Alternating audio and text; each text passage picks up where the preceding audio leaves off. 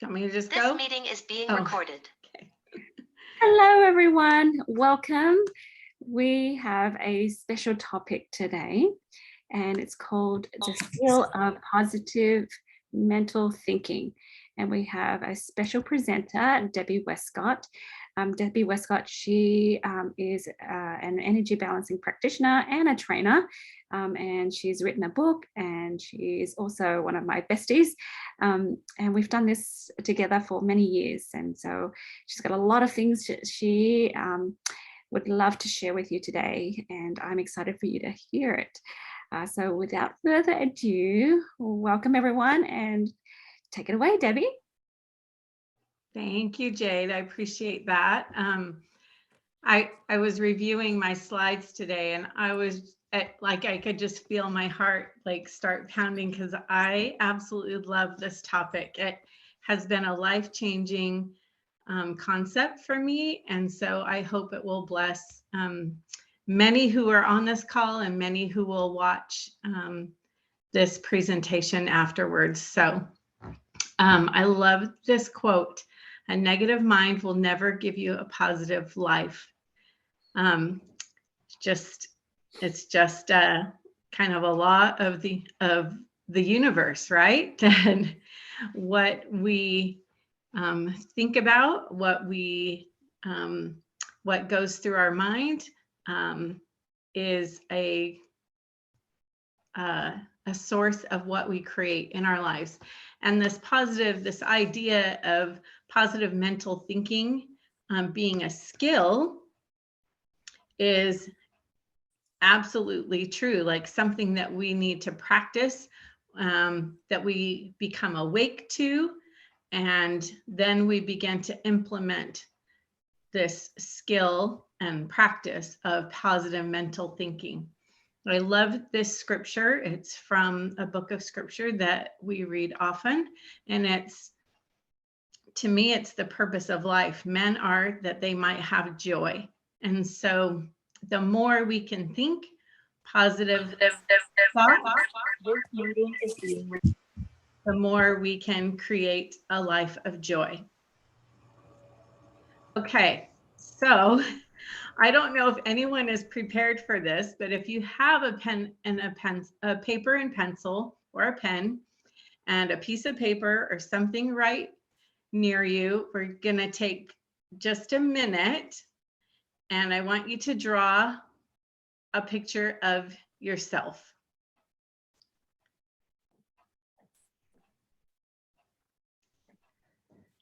Okay. Is everyone doing it? I can't see you. Sure, that's me. Okay, keep going. Okay. Now, you all probably have stick figures. Now, I want you to draw a picture of the White House.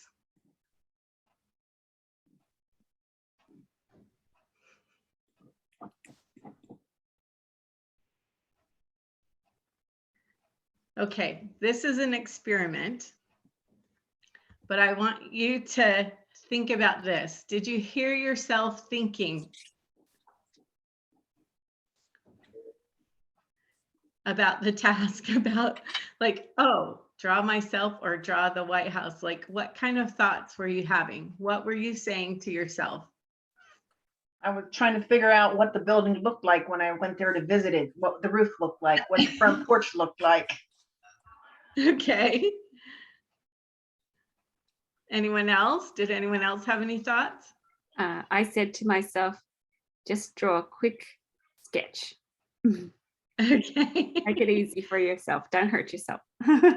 Okay. Because what are some of the thoughts we could have, if we weren't thinking positively? Could it be like, oh my goodness, I have no idea what to draw. Oh my goodness, this is going to be terrible. Oh my goodness. Yep. Everyone else's is going to be better than mine. Anyone else have any thoughts? Mm-hmm. You can also type it up in the chat. I'll read it. Mine was just I can't draw. Okay. Okay, there we go. I'm not an artist. This is Oh, Okay. that's better than the stick pretty figure. You I'm guys sure they're amazing. Okay, so this is why this is a skill, right? We all have upwards of about 60,000 thoughts a day. Can you imagine that? And how many of those thoughts are in your favor? Are can-do attitude thoughts. versus can't. Right. As opposed to can't. Yep. Okay.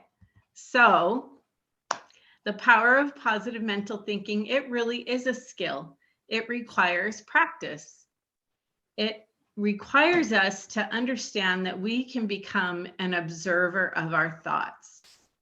When we become an observer of our thoughts, we can recognize whether it is something that is for our highest good, a thought that is for our highest good, or a thought that is not.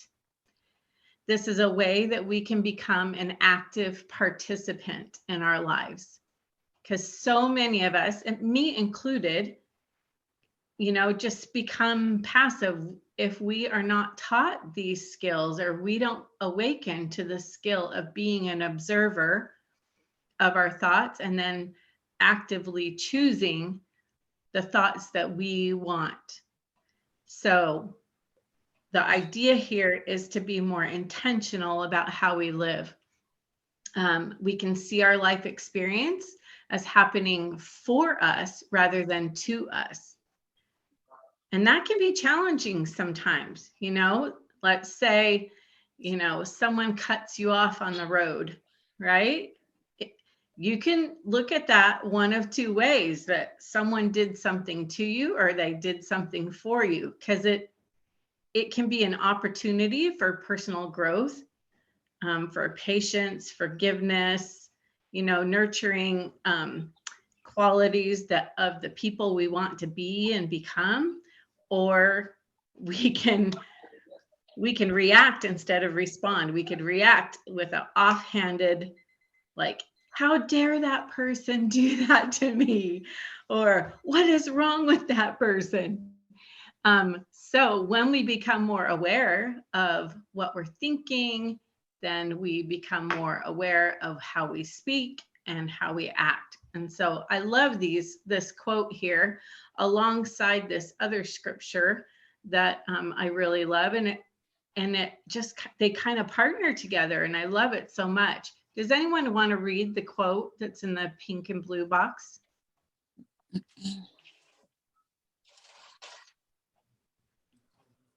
I can read it if you want. Thanks, Sierra. Your beliefs become your thoughts. Your thoughts become your words. Your words become your actions. Your actions become your habits. Your habits create the results of life. Your results are the evidence of what you believe and value. Yeah. So let's go back to that scenario of someone cutting you off on the road. Okay. If your natural reaction is to swear at that person or think that person is a terrible person and why did they do that? And people are so careless and they're bad drivers. And do you see how, if we just immediately go into this react mode, how we just kind of go to default, right? Unless we have learned to observe our thoughts and choose a perspective about the world. So I love this scripture, Mosiah 4:30. It says, watch yourselves, your thoughts, your words, and your deeds, and observe the commandments of God. Well, the first and second great commandments are love the Lord thy God with all thy heart and love thy neighbor as thyself. So if we think of that other driver, that driver is a neighbor. So if we can be more gentle and choose our responses responsibly, and with compassion and love, then do you think that we will feel more peace? Mama, you want to check it out? Okay. Anyone have any thoughts about that? Because a negative reaction because of negative thoughts creates what kind of feeling within us? Negative. Negative. Yeah. feeling. Yeah, negative feeling. What are some of those names that we call it? Anger, Anger. fear, Resentment. jealousy. Okay. Ooh, what about Doubt. angry? Yeah, awesome.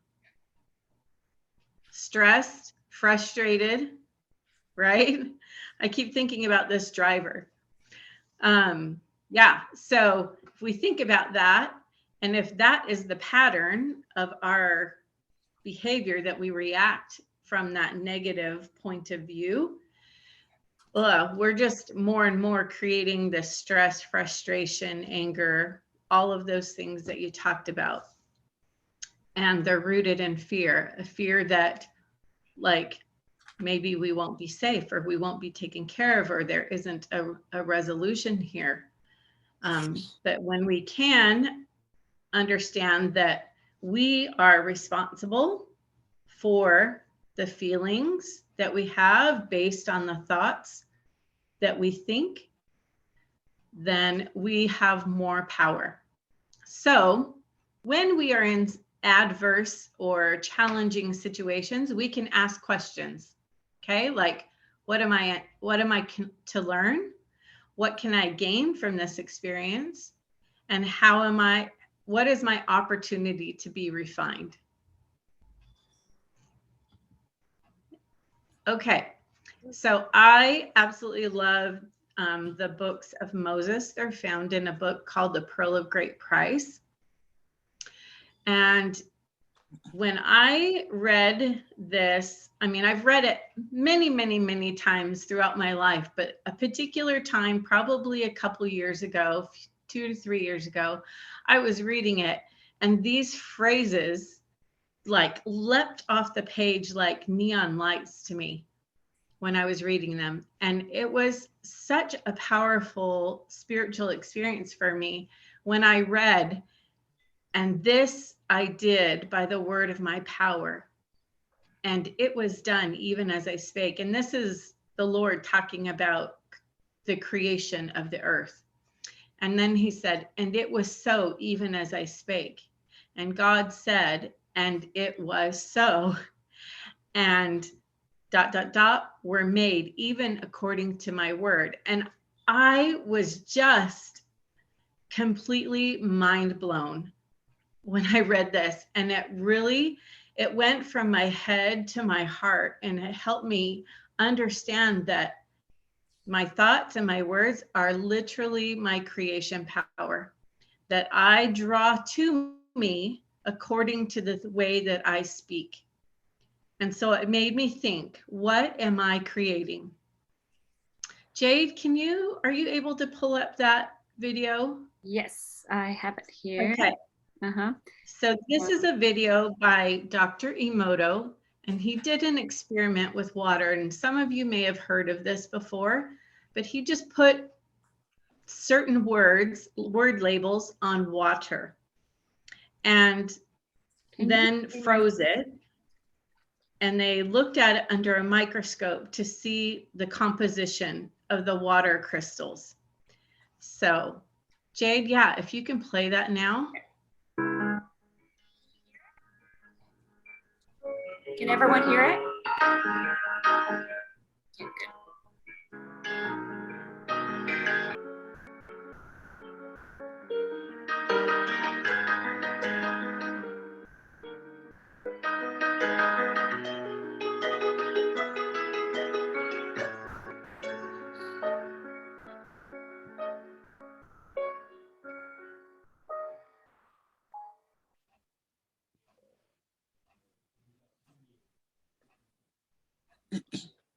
Okay.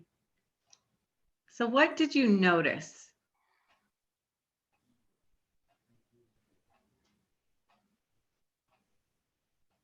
Yeah, I'm gonna call it right now. I think I found the single biggest productivity hack of Oops.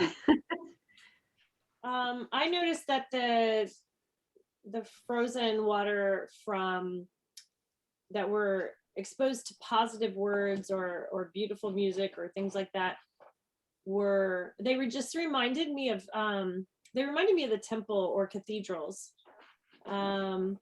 Just the shape of them even just was very beautiful and symmetric and just very organized, very beautiful. Whereas the other ones misshapen and darker and confused. Yeah, so good, Sierra. Anyone else have any thoughts about what you just saw? Oh, let me explain it. Like Donna, so this doctor, he's a scientist actually, he just talked to water. Okay, so the energy that we have when we just talk to the water, that's pretty much it. Or you label the water and then he freezes that water and then takes a picture of the crystals that are formed with that water. That's basically what happened. And you can look it up in his book and stuff. But the idea behind it is there's scientific evidence that when you speak positively, you create positive results. And you speak negatively, you have negative results. Yeah, that's the idea. What I'm surprised by is like the name of people like Mother Teresa, like the embodiment of this energy, right? Or Adolf Hitler, the embodiment of this energy. And it kind of like there's the pattern of the picture, the color of the crystal is interesting as well, isn't it? Did you notice how the ones with the names and the word soul had a larger shape on the inside of it, whereas the other like kind words or loving words were like snowflakes throughout from the middle all the way out? It was really interesting that an individual person had like their own, I don't know. Yeah, and I think for people who are unaware, this kind of helps them understand why they get sick, because you can like ignore it or not accept that you have this anger or this hurt or whatever. No, I'm good. But really, are you good? Because your physical body is revealing to you that you're in denial of some sort. Yeah, so acknowledge that negative feeling and release it. Yeah, so think about it. Think about how much of our body consists of water. Mm-hmm. It's like 60% or more, right? So if we're speaking negatively just about others, or we're having negative self-talk, I want you to really, really like take that in and really apply it, and how that is affecting you on a physical level besides a spiritual level. Because everything is really, I believe, and many of us that are on this call believe, things are created spiritually before they're created physically. Think about it. When an architect is hired to design a building, where does the design of that building begin? Begins in his mind. It begins in here, right? Yeah. What was that, here Lisa? and here. Go ahead, Lisa. Oh, sorry, I said with a thought. Yeah. Yeah. Absolutely. So profound.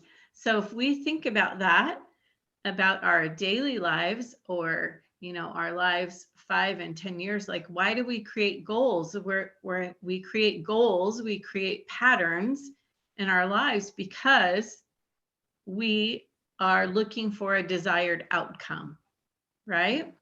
Mm-hmm. So the same thing can happen haphazardly, like we see with those kind of negative reactive words and thoughts. the water is showing us what happens when we create haphazardly or without intent versus creating intentionally with power and peace and joy. And we can see that the patterns of the water crystals are like synchronized, right? And orderly. And they have a beautiful pattern that shows the effect of the energy that is being projected onto it. Does that make sense to everyone?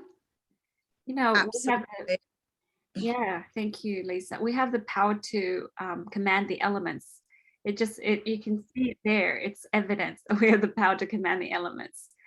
Yeah, but if you think about it yourself, they've taken blood samples of people when they're stressed or they're angry, right? And then, you know, it takes them maybe a couple of days to kind of like lower the certain levels of cortisol or whatever it is, you know. So it's so interesting. You know, the science find that, hang on, what you say is a big deal. I think, yeah. It is a big deal. Okay, so where do our thoughts come from? Okay, well, Share the screen our again. thoughts often, sorry, go ahead. Share your slides again if you like. Oh, sorry. Okay, where do we go?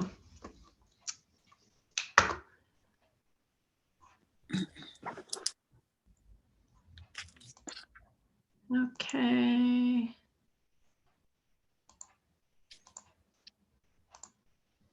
There we go. Okay. Can you see it? Perfect. Okay, so where do our thoughts come from? So our thoughts come based on our past experiences, okay? We can recognize that we have some voices in our mind, not that we're crazy. It's because we have an ego, primitive mind, this mind that's really worried about survival, right? About being safe, about not being hurt. And it is, you know, it's often given a really bad name, but that primitive mind serves a purpose. We just have to recognize if there is real danger, or, you know, or if the fear is legitimate, because that mind really just wants to protect us and keep us safe and comfortable. But, you know, if we're going to go public speak somewhere or give a presentation or try a new experience, that primitive mind might be like saying, oh, no, you don't want to do this. It's scary, blah, blah, blah. But is there really anything to worry about with public speaking? Not really. So we can choose to have more of a spiritual, enlightened mind about it and just say, this emotion of, you know, something that's scary is really the same feeling as being excited about something. So we get to choose our perspective. We get to choose how to label it. Okay. We also have social dogma or culture that our thoughts come from. Maybe you have some familial beliefs or traditions that you grew up with. Like one of mine was, is that a need or a want? That was something that was said to me. And so I grew up believing that I could only have what I needed, like my bare basics, and that I should just be content. And it's no fault of my family around me. It's just, that's what they were taught. And so that's what I was taught. But now I'm awake to that. And I understand that God is a loving God, and he wants me to have what I want too. You know, it's all about the purposes and the intents of having it. And if it strengthens my faith and draws me closer to him, then I have to think that that is a good thing for me. And then we have adversarial influences. So these are negative energies, I don't know what everyone's belief is on here, but I believe that there is an adversary, and that his goal is misery and God's goal is joy. And so if we can understand, all the sources of where our thoughts are coming from, then we can have more power over them. And I really love Stephen Covey. First of all, does anyone have any thoughts about that, or ideas or epiphanies? I'd like to share something. This is not proper grammar, but when I was young, I used to have a coach that would constantly say, well, could do nothing. Can't never could do nothing. So if he heard you say the word can't, that's what he would respond. So not similar, but I had in my gym, my girls did push-ups if they said the word can't. They said, I can't. They got a warning. And then the next time I heard it, they got push-ups. And then the push-ups increased if they did it, because that was not a word that we were allowed to say in our gym, because of these exact reasons. When you tell yourself something negative, regardless, I'm bringing it back to the coach aspect because that's what I know, and that has been my life for, more than half my life. So, but it's with anything. If you tell yourself that you're not capable of doing it, eventually your mind will believe that. And it's so wrong. If you tell yourself constantly, well, I might not know how to do this, but I can learn. I can try to figure this out. I can do this. Like if you constantly tell yourself the positive response towards something and have an optimistic attitude, you're going to be a healthier, happier person, as well as accomplish so many more things that you may have originally thought you weren't capable of doing. So. Yeah, I love that. I can't remember who said it, but it's like, if you think you can't, you're right. Yeah. Right. So absolutely. Right. Yeah. So I love Stephen Covey. If you want small changes, work on your behavior.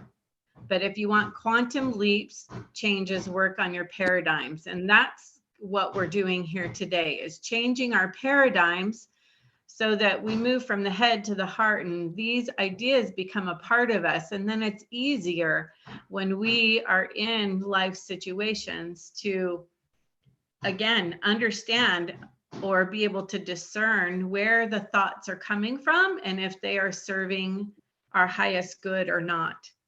So can someone read this middle quote?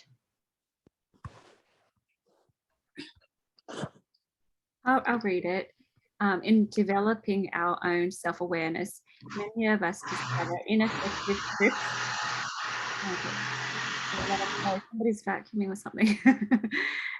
So sorry, you guys. Deeply embedded habits that are totally unworthy of us, totally are incongruent with the things we really value in life. That's Stephen Covey.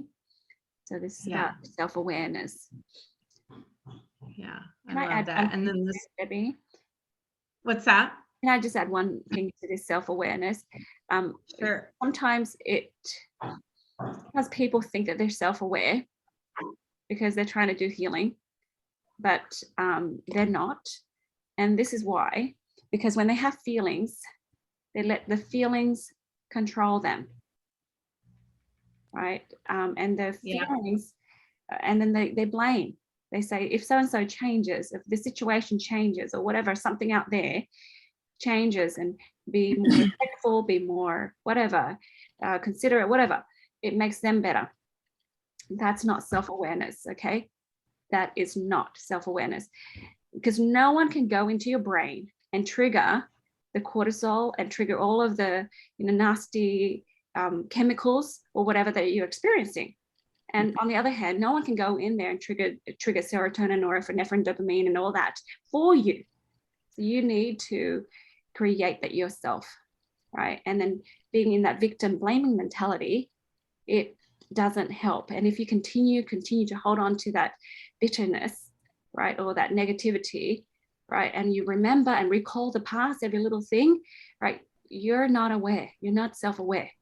Okay, so that the reason why I bring this up is because sometimes when they think that they're there, right, they don't have any room to change, and they don't need to change. They think they're good and everyone else needs to change.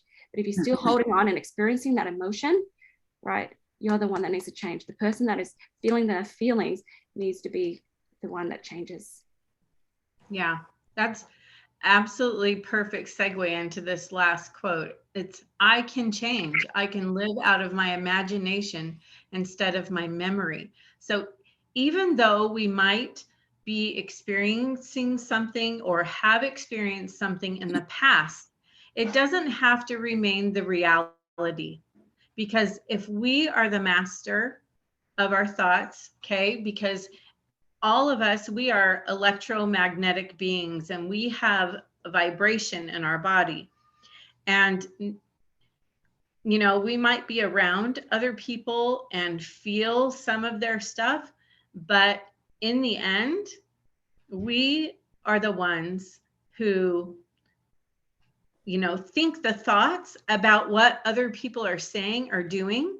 So no one else can really make us feel anything unless we give them permission. So we can tie ourselves to this limitless potential instead of our limiting past. Okay. So that was a really important matter of fact. I had a friend call me last night. This thought just came to me. She called me and I said, hey, and she says, Deb, I just want to thank you. And I said, for what? And she says, I was having this discussion with my daughter. My daughter wanted to do this thing and I was telling her no. And then she said something to me and it kind of hurt my feelings. And then she says, in that moment, I heard Debbie's voice in my mind telling me that it wasn't my, you know, this lesson, that it wasn't what her daughter said that made her feel the way that she felt. It was her thoughts about what her daughter said that made her feel what she felt. And for her in that moment, she was like, I can totally change my thinking about this, right? And it gave her more confidence and it gave her, she felt more powerful and she felt more limitless, like there were solutions available to her for feeling better. And it was something that just made my day. I'm like, you know, I'm just the messenger, but I'm so glad that you were listening. All right. So I want you to think about this. Are your beliefs aligned with your divine nature and heritage? I believe that all of us are children of God. And that truth helps me understand that other people are also a child of God and that we are all of us here trying to learn and practice heaven, really. But we're all on a continuum of learning and some people are at one level and some people at another. So that really helps me when I do come across that driver that cuts me off on the road. Instead of thinking they're such a bad person or they did this on purpose or they're careless or whatever, I can choose thoughts like, maybe they're rushing to be with a family member who's hurt or at the hospital, or, you know, have compassion for them because maybe they had a bad day, or maybe maybe they didn't see me and maybe they just, you know, it was a mistake on their part and it just helps me create more peace within me. And isn't that the goal? Mm-hmm. Isn't the goal for me to feel more peace and power and joy? Yeah, Debbie, we play a game, you know, if that happens. It doesn't happen very often. We say, what if game? Yeah. And what if that person's got a pregnant woman in the car and they have to go to the hospital? And then if someone comes up with what if something, and then it kind of diffuses that feeling. But yeah, we just kind of be understanding, what if that person is a brand new driver and they don't know what they're doing yet? So I hope they get to where they want to go. Yeah. And be grateful and thankful, like, whew, that was a close call, but I'm good. Thank you. You know what I mean? And have the mind alive. Yeah. Yeah. Being protected. Okay. So you can see here, we have two ways of thinking: the spirit or mature mind, and the natural man, or the ego primitive mind. So we can think in possibilities and speak in possibilities, or we can speak conclusively. Does anyone know, or can anyone give me an example of speaking conclusively?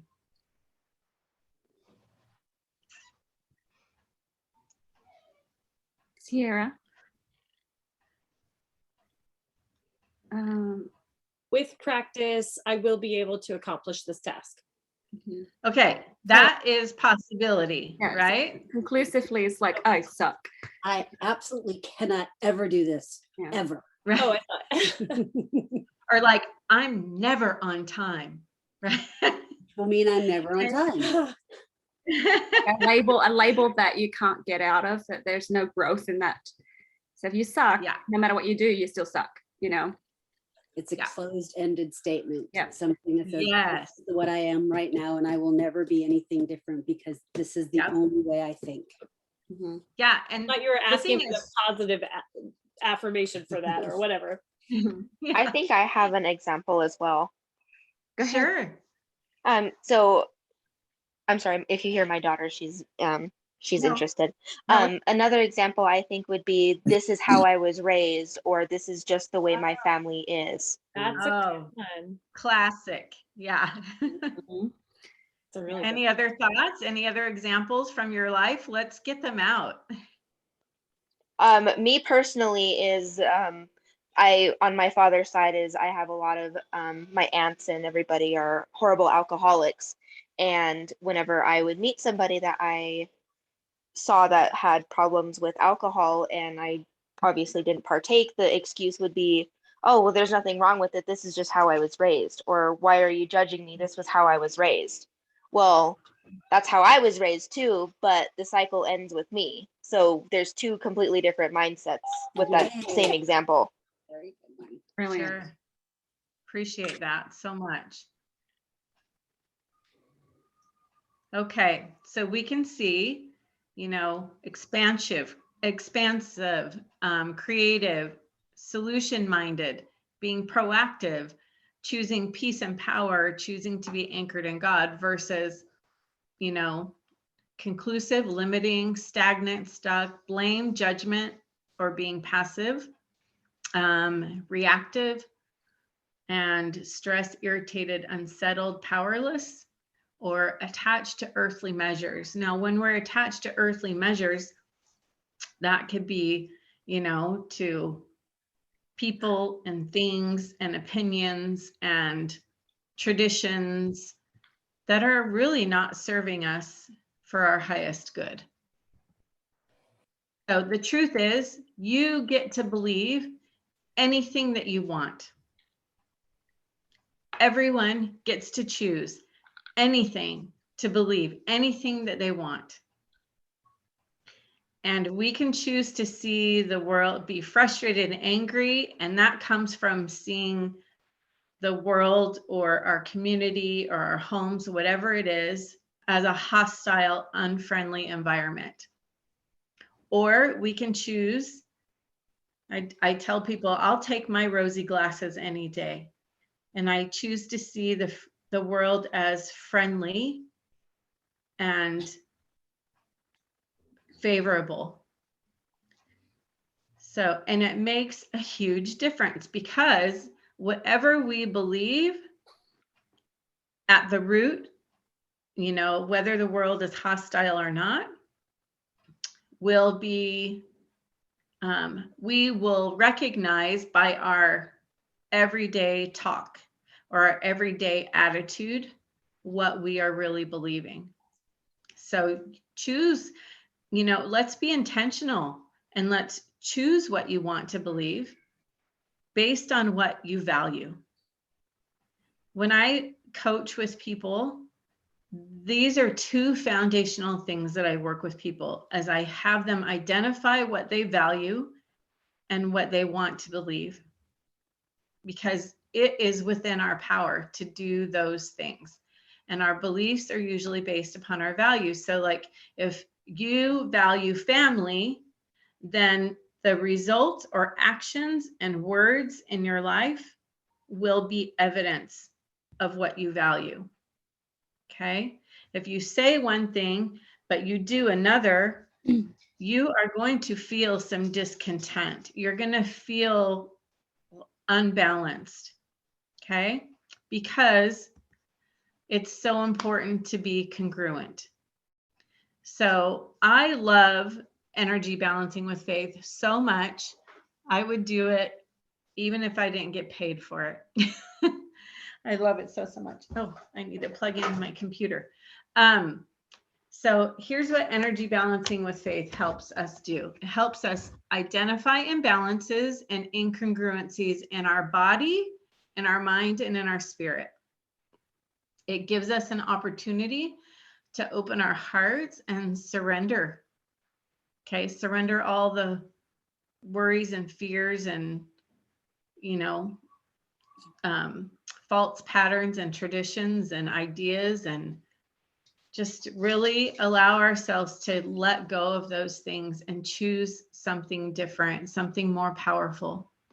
It helps us change with the use of emotional and physical tools. We love our essential oils. We love our Gifts of the Earth books.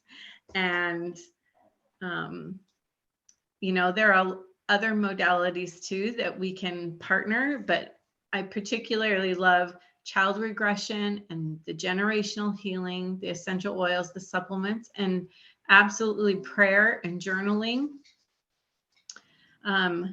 As we process through things, we are able to let them go and transmute the energy, let go of the yucky stuff and invite the yummy stuff. We can let go of the false beliefs and patterns and shift our beliefs and thinking to those that support our highest good. It's like you have to figure out what you want and like how you want to feel. And then you use the words and the thoughts to help nurture and create how you want to feel and how you want to experience life. And understand that we can heal, that mind over matter and matter over mind. With faith, we can heal. We can heal our bodies, we can heal our spirits, we can heal our minds and our hearts. And if, like Sierra said earlier, if you believe you can or you can't, you're right. And I love, love, love this. This is from a scripture in a book called The Doctrine and Covenants, section 6, verse 36. It says, "Look unto me in every thought, doubt not, fear not." I just think that's so powerful that God is telling us that we do not have to fear and that we don't need to have doubt, that He will be with us and that we can nurture this power of positive mental thinking to help create the kind of life that we want. So I want you to ask yourself, are you living in congruency with what you desire? And if you're not, maybe there's some work that needs to be done. But if you are, like, or you're trying, you're endeavoring to do those things like me, like I feel like I'm a work in progress. But more and more, I'm understanding that I can dream and that I can declare intentionally what I want. I can define it. That means like I kind of break it down into steps and habits and parts and pieces. And I have a vision that design of what I want my life to look like. And I can choose every day to affirm those things. Because my power of agency isn't just about right and wrong. It's about what I want to do with my life.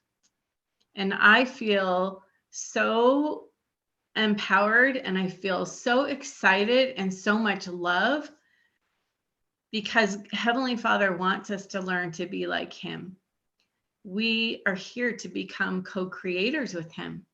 And your life here is your creation. Anyone have any thoughts they'd like to add?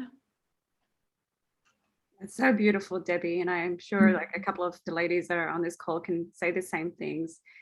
Yes. I'd like to say, Debbie, you have a lovely healing voice. Yes, you Oh, do. You that really do. means- It's very, it just makes me feel so calm, and it's just lovely, your voice. It's really good. You have no idea how much that means to me. Yeah. Thank No, you so much. I just feel your voice alone, even without what you're saying, which is amazing as well, your voice is just really calming, and I just feel really like I could just go to sleep because So beautiful. Oh, I love you guys. That means so much to me. You really have no idea. That's true. Yes. Jade When note, Jade note. when I Thank you hit so first time, we always pictured you holding my hand while I give birth. You had that really calming. I thought, I wanted her to be in my room. Like, could she have been my midwife? Like, you had that effect that you just put that security blanket over people. I just feel safe when I hear your voice. My heart is going to burst. I don't know if I'm going to make it through this, you guys. It means so much to me. Thank you so much. Oh. Okay, we have 2 more slides. So here we go. If you want to help yourself with the essential oils, these are some of my favorites to help support your positive mental thinking. And rose, of course, is the oil of divine love. And when I think of that oil, I think of our heavenly parents and how they just want to envelop us and help us understand and know who we are to them and help us understand who they are for us. And then bergamot, the oil of self-acceptance and confidence, which will come as we understand more fully who we are and what we can create and what we're capable of doing here. And then grapefruit is an absolute favorite. I use grapefruit just about every day, like slather it all over my body. Love and honor the body. And coriander and I have been friends for a while. I take it internally and diffuse it quite a bit. It's the oil of personal integrity. So that's about that congruency, right? Like understanding your personal policies and standards, understanding what you value and believe, and making sure that, our thoughts, words, and actions all come together and are congruent and complementary with each other. Black pepper. I've needed black pepper before. It helps unmask the parts of me that I felt like I needed to hide. And it helped me, and I'm still growing in this area, but helps me see myself better and see that all of us have light and dark parts of us, and that we can accept ourselves, all of us, even the dark parts sometimes, knowing that we're on this continuum of growth. And then Melissa, I have been using that one in the last week or so. It's the oil of adopting light. And shoot, who doesn't want more light in their lives? I do. That one is really powerful if we are feeling downtrodden or depressed. If kind of invaders or pests, even adversarial energies or dark energies are kind of getting to us, or we need some protection, the Melissa is a really powerful oil for that. I actually had my first experience with that was with jade, probably 6 or 8 years ago. And we put a couple drops on my thumb and put it up on the roof of my mouth during an energy balancing session. And it was a profound experience for me in that setting. Magnolia. Who loves magnolia? Yes. Oh, it's so like sweet and just, it's like a hug. Just makes you feel so good. It's that motherly compassion. Fennel. I love fennel too. Who uses fennel?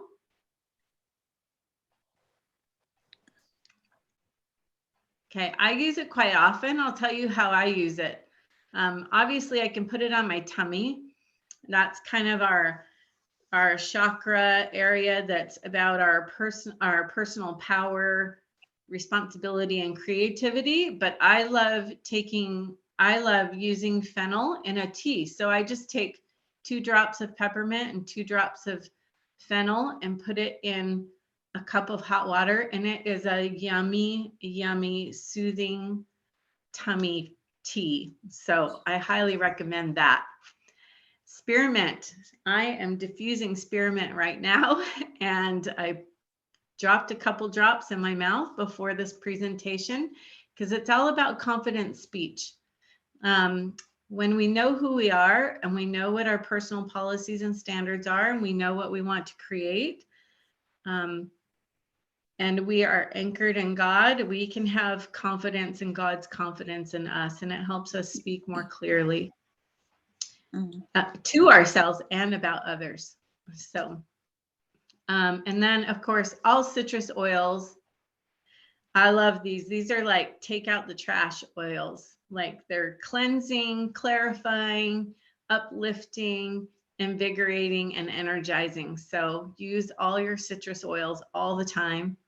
And then all the gut oils like digestin, even rosemary, fennel, like I said, ginger. These are all about personal power and balanced responsibility.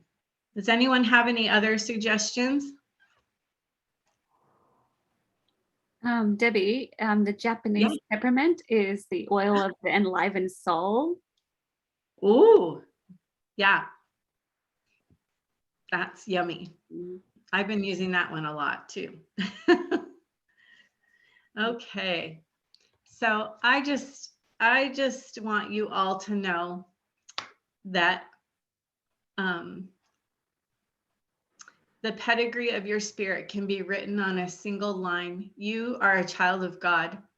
And I have a personal declaration, and I hope that all of you will create one for yourselves. And maybe we can do that in another presentation. But the first line of mine says, I'm a beloved, connected daughter of God, because that's my heart's desire, is to be fully connected to my Heavenly Father, so I can create not only the life that I want, but that I can be a partner with Him, and that He will shed His light and confidence down on me as I'm walking this life. And I want to do it with joy, and I hope you do too. So I hope we can all adopt this skill of positive mental thinking and then pass it down to our children and our community that we belong to, and invite more people to be a part of it. So thank you, everyone. I'm so grateful for you. Thank you. Thank you, Debbie. Thank you very much. Yeah. That was Amazing. awesome. So Debbie, that was awesome. Thank you so Yay.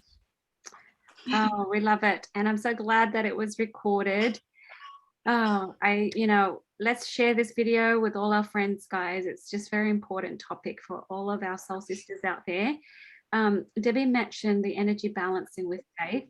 We're starting the course this week. So I'm going to put the link here. So anytime this week, if you have 2 hours, you can watch the first week's videos. It's good to start together. People don't have to start, with us. Sometimes people go ahead or just take their own time. But it's a 7-week course, and it's just if you have 2 to 3 hours a week, you can do that. Okay, we'll give you 3 weeks buffer. But basically it is 90% off, and it's an amazing opportunity for you to connect to this community of soul sisters, and for the support. And as you start to heal yourself and change, you have sisters that will support you in this change. And then of course, when you're done there, you're not done, because we have retreats and get-togethers and whatnot, and so it's just there's ongoing transformation. So anyways, I've posted that link there. You can go ahead and take a look at that. If you click on lifetime access right now, it'll take you to the next page, and you see $100 off. Okay, so that's the deal. Debbie, I'm going to stop the recording here, and we'll do the drawing. Okay.